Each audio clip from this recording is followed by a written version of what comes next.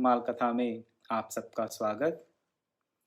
हरिवल्लभ भक्तों की कथा की श्रृंखला में हरि के प्रिय भक्तों की कथाओं का श्रवण करते हुए हमने 2-3 दिन पहले राजा अम्बरीश की कथा का शुभारंभ किया था।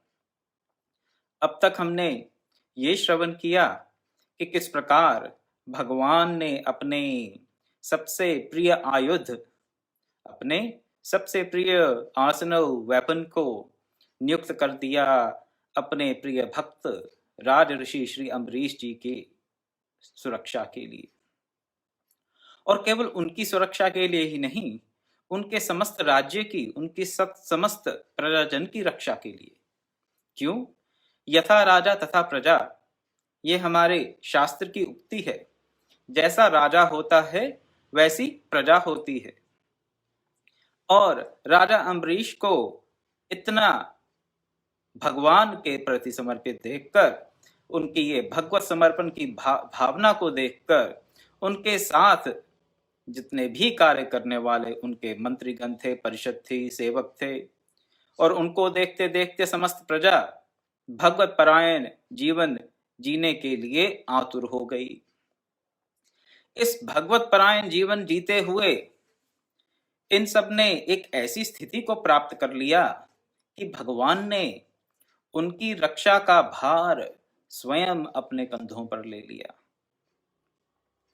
जब तक हम अपनी रक्षा, जब तक हम अपनी चिंता स्वयं करते रहते हैं, तब तक भगवान हमारी चिंता नहीं करते। और जब हम सर्व प्रकार से भगवत बुद्धि से भगवत चरणों में अपने आप को समर्पित करके जीवन जीना आरंभ कर देते हैं, तो भगवान का कथन है गीता के 9वें अध्याय का 22वां श्लोक, अनन्याश्चिन्तयन्तो मां ये जनाः पर्युपासते तेषां नित्यभियुक्तानां योगक्षेमं वहाम्यहम्। तेषां नित्याभियुक्तानां योगक्षेमं वहाम्यहम्। ये जो LIC वाले हैं, life insurance corporation of India, इनका जो लोगो है उसमें योगक्षेम वहाम्यहम्, ये उन्होंने गीता से लिया है। क्या? कि वो योग और क्षेम का वहन करेंगे LIC वाले। लेकिन उनकी तो टर्म्स एंड कंडीशंस हैं, उनकी तो लिमिटेशंस हैं। आप कितना इन्वेस्ट करोगे उसके अनुसार वो आपका लेखा जोखा रखेंगे और उस तदनुसार ही आपके दुख सुख में सहायक होंगे अवश्य होंगे, लेकिन उनकी अपनी सीमाएं हैं। यहाँ पर अगर हमने सीमा को लांघ लिया तो भगवान भी हमारे लिए सब प्रकार की सीमाओं को लांघ जाएंगे। हमें कौन सी सीमा लांघनी है यहाँ पर? तेषाम नित्य अभियुक्तानाम, नित्य क्या करें? अपने आप को अनन्य भाव से करना क्या है? भगवान का चिंतन। अनन्यास चिंतयन्तो माम ये जना पर्युपासते। जो लोग क्या करते हैं? अनन्य भाव से नित्य मेरा चिंतन करते हैं, उनके योग और क्षेम का वहन मैं करता हूं। राजा अम्बरीश, राज ऋषि अम्बरीश और उनकी समस्त प्रजा की ये स्थिति थी। उनकी नित्य अभियुक्ता नाम वाली स्थिति हो गई थी, इसलिए उनके योग और क्षेम का वहन करने के लिए भगवान ने अपने सुदर्शन चक्र को उनकी सेवा में नियुक्त कर दिया। शास्त्रों में लिखा गया है कि यह सुदर्शन चक्र राजा अम्बरीश की राजधानी के जो मुख्य द्वार हैं उनके इर्द गिर्द चक्कर काटते रहते थे सुदर्शन, रक्षा के लिए। और अगर हमें ये लगे कि ये थोड़ी मनगढ़ंत बातें हैं, ऐसा कैसे हो सकता है, तो ये फिर हमारी श्रद्धा की कमी को दर्शाता है। हम में श्रद्धा का अभाव है और कुछ नहीं। अगर हमारी पूर्ण श्रद्धा होगी और पूर्ण रूप से समर्पित होंगे तो भगवान का ये कथन गीता के 9वें अध्याय का 22वां श्लोक, ये हम पूर्ण रूप से अपने जीवन में इसका अनुभव कर सकते हैं, इसमें कोई संशय नहीं। और ये सुदर्शन एक विशेष प्रसंग में तो इसकी बहुत ही ज्यादा हमें एक्टिविटी देखने को मिलती है इसकी। हम देखते हैं कि किस प्रकार ये सुदर्शन किस सीमा तक जाकर राजा अम्बरीश की रक्षा करता है। क्या है ये कथा? आपने शायद पहले सुनी हो, बड़ी प्रसिद्ध कथा है ये राजा अम्बरीश की, और ये कथा मैं आपके समक्ष आज रखूंगा।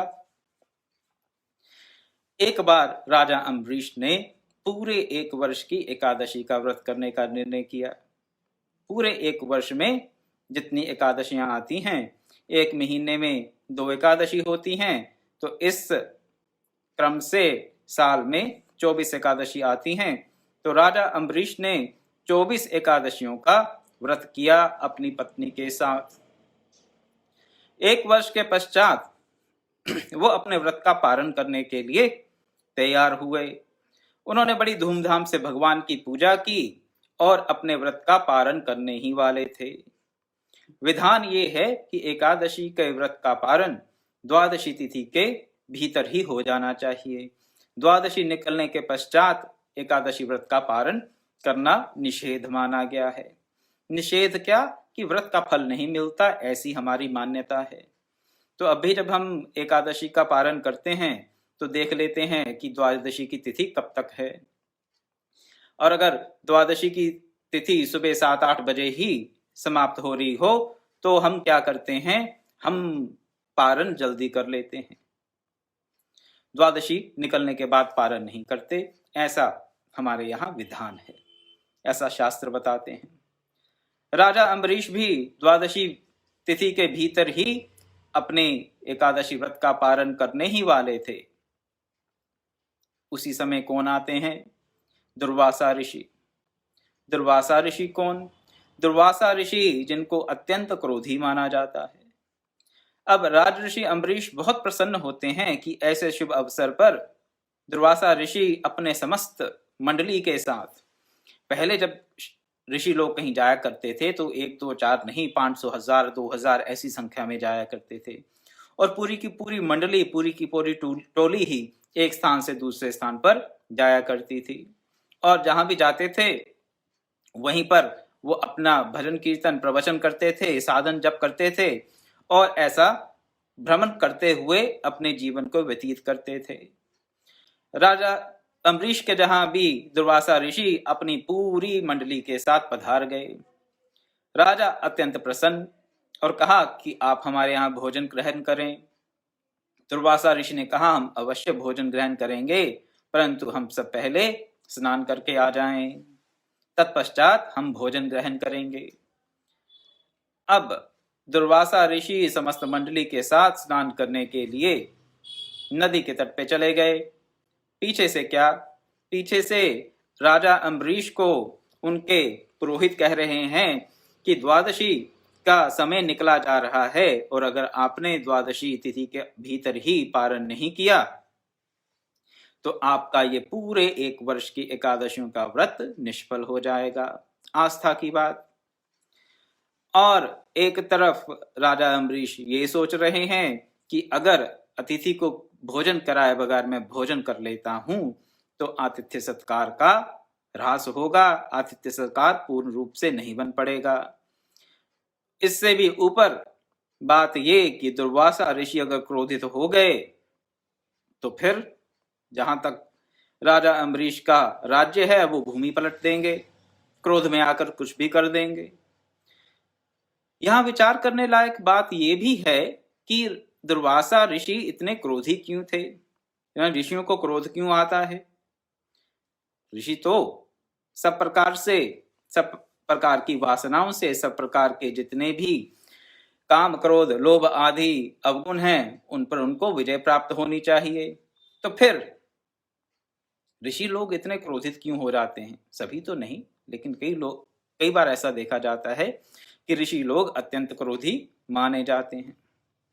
कठोर तप का ये एक साइड इफेक्ट हो सकता है। कठोर तप के चलते अत्यंत तेज को अपने शरीर में, अपने चित्त में, अपने मन में समाहित करके ऋषि लोग तत्व ज्ञान की प्राप्ति करते हैं। और ऐसी कठोर साधनाओं से कई बार क्या होता है कि व्यक्ति में तेज क्रोध के रूप में परिणत होकर दूसरों को दिखाई देने लगता है ये ऋषि का तेज, लेकिन देखने वालों को क्या लगता है? क्रोध। और कई बार ये तप का, साधन का ये जो परिणाम रहता है, ये दोष रूप में परिणत हो जाता है, इसमें कोई संशय नहीं। तो दुर्वासा ऋषि अति क्रोधी, अब उनको अपसेट करना, उनसे ऐसे थोड़ा सा भी इधर उधर करना, आतिथ्य सत्कार में किसी प्रकार का भी कोई विकार रह जाए और वो अगर क्रोधित हो गए तो भी बड़े खतरे की बात है।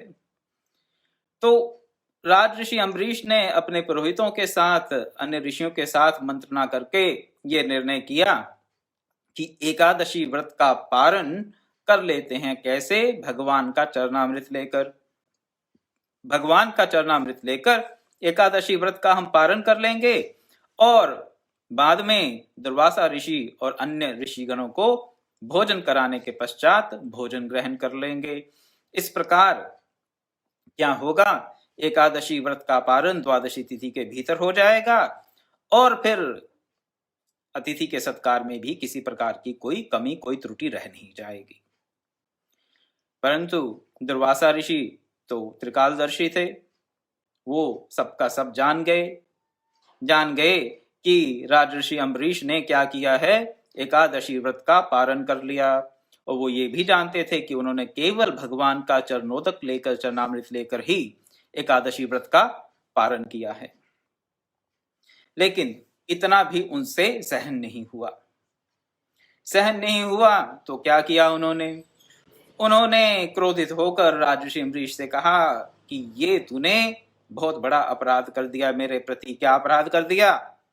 मैं स्नान करने गया था और पीछे से तूने व्रत का पारण करने के लिए चरणोदक ले लिया। ये तूने हमारे आतिथ्य सत्कार में एक महान त्रुटि कर दी। राज ऋषि अम्बरीश हाथ जोड़कर खड़े रहे। वो तो सर्वत्र भगवान के ही दर्शन करते हैं। उनको कुछ अपशब्द भी कह दिए गए तो उनको कोई अंतर नहीं पड़ा। अद्वेष्टा सर्वभूतानाम वाली बात थी उनमें, किसी से उनका कोई द्वेष तो था नहीं। और तुल्य निंदा प्रिया स्तुति की बात थी उनमें। ना उनको निंदा से भय लगता था, ना स्तुति से उनकी कोई ज्यादा रीझ थी। स्तुति सुन के ज्यादा वो खुश नहीं होते थे और किसी प्रकार की निंदा सुनने पर उनमें ज्यादा व्यथा उत्पन्न नहीं होती थी, किसी प्रकार का कोई क्षोभ नहीं होता था। तो हरिओम। राज ऋषि अम्बरीश सुनते हैं सब कुछ, लेकिन हाथ जोड़े खड़े रहते हैं। दुर्वासा ऋषि क्रोधित हुए जा रहे हैं। इतने क्रोधित हुए कि उन्होंने अपनी एक जटा खींचकर, तोड़कर पटक दी भूमि पर। अब जैसे ही उन्होंने अपनी एक जटा तोड़कर पटक दी भूमि पर, उससे एक कृत्या उत्पन्न हुई। कृत्या यानी कि एक राक्षसी, चुड़ैल, ऐसा समझ लीजिए। तो एक चुड़ैल को उत्पन्न कर दिया दुर्वासा ऋषि ने। किसके लिए? राज ऋषि अम्बरीश को कष्ट पहुंचाने के लिए, उनका सर्वनाश करने के लिए। परंतु जिसकी योग और क्षेम की रक्षा भगवान स्वयं कर रहे हों, जिसकी रक्षा के लिए भगवान ने स्वयं सुदर्शन चक्र को नियुक्त किया हो, उनको भला कौन सी कृत्या, कौन सा राक्षस, कौन सा भूत प्रेत, कौन सा ऋषि मुनि, कौन सा क्रोधी, कौन सा बलशाली उनका कोई नुकसान कर पाएगा, उनका किसी प्रकार से कोई अहित कर पाएगा? तो ये कृत्या उत्पन्न तो हुई, लेकिन कुछ कर नहीं पाई। कृत्या राजा अम्बरीश का कोई अहित नहीं कर पाई। और उल्टा क्या हुआ? सुदर्शन चक्र दुर्वासा ऋषि के पीछे पीछे चलने लगे। दुर्वासा ऋषि आगे आगे, सुदर्शन चक्र पीछे पीछे। अब सुदर्शन चक्र तो सुदर्शन चक्र हैं, उनका तो कोई तोड़ नहीं है। और दुर्वासा ऋषि के पास कोई कृत्या, कोई भूत प्रेत, किसी प्रकार का जप तप, कोई ऐसी सिद्धि उनके पास नहीं थी जिससे कि वो सुदर्शन चक्र को रोक सकें या उसको वापस भेज सकें तो भागने लगे। भागकर कहाँ नहीं गए, वो सब जगह गए। इंद्र के पास गए, कुबेर के पास गए, ब्रह्मा जी के पास गए, शिव जी के पास गए, अन्य अन्य देवी देवताओं लोकों में गए, हर जगह गए, लेकिन किसी ने उनको अपने स्थान पर शरण नहीं दी, शरण नहीं दी। उसके पश्चात क्या हुआ, आज समय हुआ जा रहा है, इस कथा को हम कल आगे बढ़ाएंगे।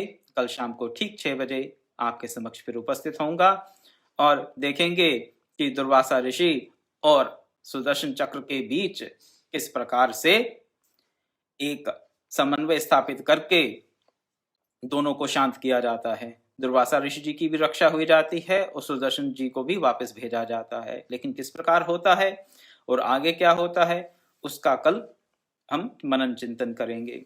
आज मैं अपनी वाणी को यहीं विराम देता हूं। ओम पूर्णमदः पूर्णमिदं पूर्णात् पूर्णमुदच्यते पूर्णस्य पूर्णमादाय पूर्णमेवावशिष्यते। ओम शांति शांति शांति। हरि ओम तत्सत्।